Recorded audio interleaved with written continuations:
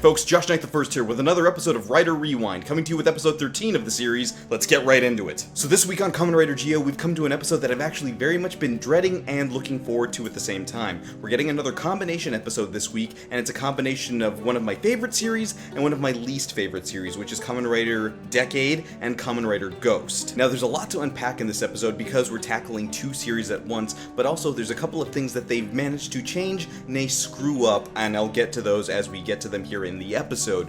But for the most part, I can actually say this is a very positive take on the way Kamen Rider Ghost worked as a series. But before we get into that, we should actually focus on our problem for the week, which is unfortunately Woz is turning on Sougo. Yes, from what we saw last week, Woz is starting to get desperate to keep his timeline intact. So to that end, he decides to go ahead and align himself with the Timejackers for the foreseeable future, for as much as the foreseeable future means. Now, they ask him straight out, what do you bring to the table? How do we know you're not just trying to trick us? To which he says, oh, I know a guy. This isn't just any guy. He will keep to the timeline. He'll destroy the timeline. He'll destroy anything because that's what he's good at. That character in question is, of course, Tsukasa Kadoya, otherwise known as Kamen Rider Decade. Now, he's not going to get a lot of the focus in this particular episode. He's actually kind of taking a backseat except for the fights. So I'll try not to talk about him too much here in the episode, but I do have to talk about his powers. So just a little bit of background there. Back in 2009, he was the 10th writer of the Heisei series there in Kamen Rider, so as such,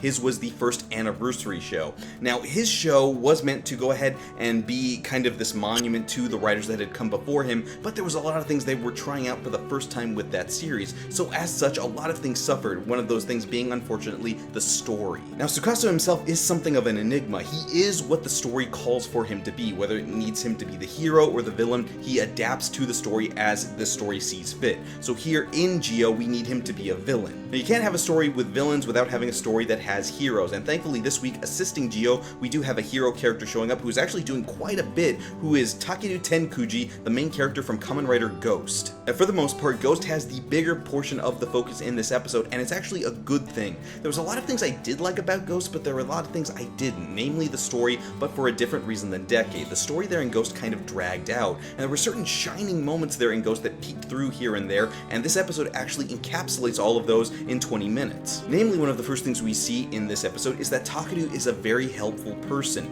So we see that he's actually aware of the problem that another Ghost is already causing, and we see that he's being very proactive and has his helpers from that series back to assist him here in this episode. Now, from what we can tell, another Ghost, before we're given his background, is in the business of stealing souls. Now, he's not making them just disappear, he's holding on to them within his own body. Now, apparently what's happening is his focus is that he's getting involved with people who are about to cause an accident or just did cause an accident. Now, why that is, that gets revealed later on. But for right now, the stealing souls thing, that's kind of a problem. Now, what I don't like is the fact that Sougo didn't really find out about anything. He just happened to be there when an attack happened, and then he gets mistaken for the bad guy. For whatever reason, we're just trying to get the plot moving forward. But here we see that Sougo doesn't have a lot of agency again. This is an episode where things are happening to him, not because of him. So for the most part, Sougo is actually going to take a back seat to this episode, even though he does do things. From what we can see here, Takeru has been on the case for the last 3 years. That wouldn't line up for when he got his powers taken away from him, and has been trying to figure out this case for this girl named Mika.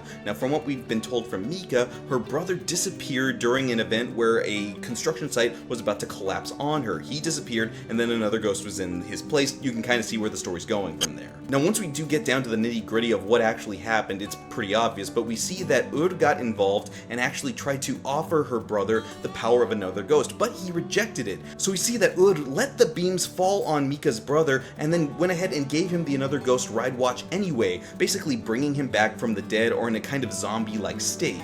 Now, that makes sense for the Ghost motif here, but it's kind of messed up because when you compare that to episode 1, they were trying to mess with time to make sure somebody who was supposed to die didn't die. Here, they didn't do that. They made sure the person did die, and then they gave him the power anyway. Now, this makes sense later on down the road when Gates decides to go ahead and take on another Ghost when that revelation is given to them, in that if you do in fact kill him, you will kill him. You won't just get rid of another Ghost, you will have effectively killed her brother, which technically isn't true when you think about the way Uda has set that up, and now hopefully they will take care of that in next week's episode, but for right now, that's actually a very smart play on the part of the Timejackers. Now, what I find interesting about that is, yes, Takeru understands the gravity of the situation, but it's interesting considering that this Takeru isn't a Takeru who has died. died. Now, notoriously in that series, he died in order to get his powers to begin with. Usually that's reserved for getting final forms and such. But here, Takeru died no less than 5 times in all of his appearances throughout the Kamen Rider series. So here, this is a Takeru who's still the same character and hasn't experienced that death. Now, it's nice to see they kept that about his character, but it's interesting to see that Gates, when he's confronted with the idea that he may have in fact killed somebody, doesn't react at all, or rather the story doesn't have enough time to have him react to that. I think it would be an interesting point to focus on, given that he's really committed to this idea of killing Sougo if he has to, but the idea is, if he actually has to take a life, can he do it? Now, during this later attack with another ghost, Gates gives chase only to be stopped by Agito. Now, of course, we know from previous series that this isn't actually Agito, this is Decade in Agito form. Now, back in that series, Decade had this similar power that Geo has, which was that he could transform into the previous 9 riders, Kuga up through Kiva.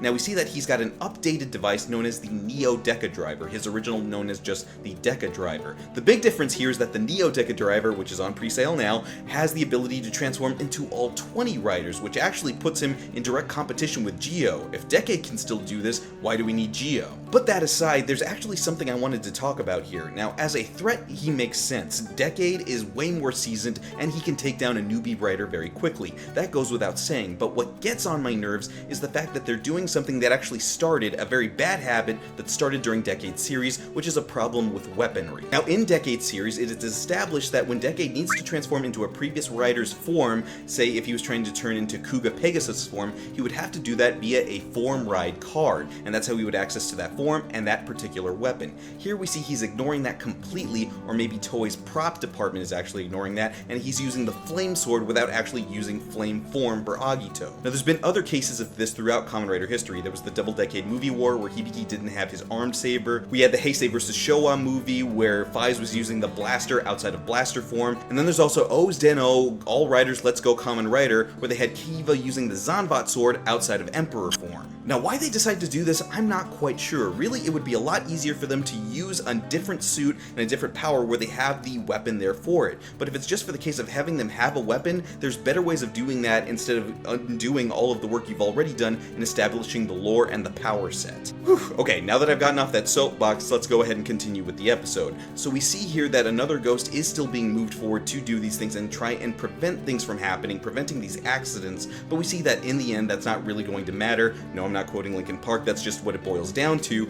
We see that that sort of thing isn't going to be a lesson he learns in this particular episode, which means it's actually really easy for the riders to defeat him, given that they already have the Ghost Ride Watch. Now, something that they cover in the very beginning of the episode actually is interesting, and I wish they would focus more on it, is the fact that Gates got the Drive and Ghost Ride Watches by stealing them from Omagio. Now, that's a pretty big piece of information I wish we had sooner. Now, we'll focus more on that later, but for right now, we know that Gates is able to give that to Geo and have him access Ghost Ride armor, which we don't actually get to see happen because Decade interferes again. Now, this brings up another issue that I have with the episode, which is the suit acting. Now, the suit actors, God bless them, are doing the work. They make you believe that the characters are the characters, that this guy transformed into this guy in the suit.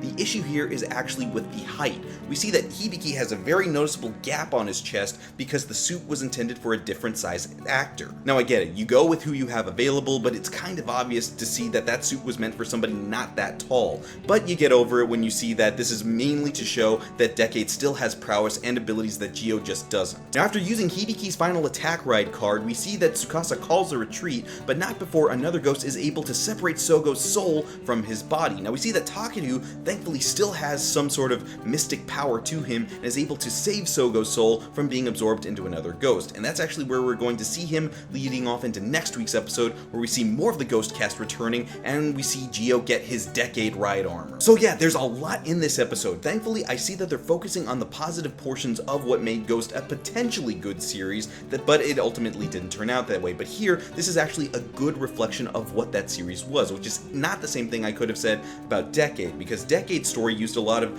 AU writers who weren't exactly the people that you would have seen on the show. But here, since we're actually getting back the actors that worked on those shows, we can actually give a picture of what those shows were more accurately, meaning if you see Takeru in this episode, that's actually pretty close to the Takeru you would see if you watched Ghost. Now, I do think it's interesting that because Ghost was about life and death, we're seeing that tackled here in a different way that actually wasn't covered in the proper Ghost series, in that Takeru is all about life and living, and here he's having to deal with essentially the undead. Not Blade undead, just undead people, kind of zombies. Really, I hope that it comes across that he is still that positive person that believes in infinite potential, and that could possibly come across better than it could in that series, because we've had time and focus to be able to make that story better than what it was. Now, as far as Decade goes, as far as Tsukasa goes, that's an entirely different problem altogether. If he stays on in the series for longer than these 2 episodes, it's actually going to make the audience who has seen that series before wonder about whether or not this current writer is necessary,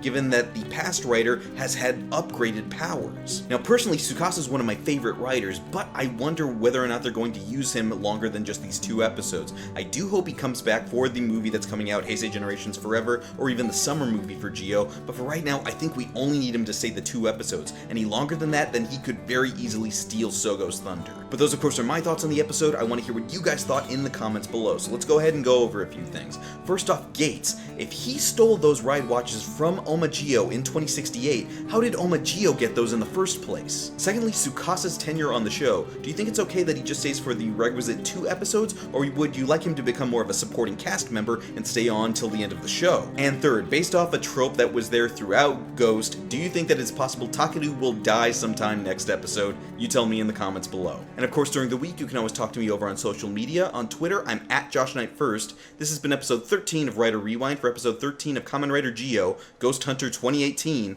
I'm Josh Knight the First. I'll see you guys again next episode.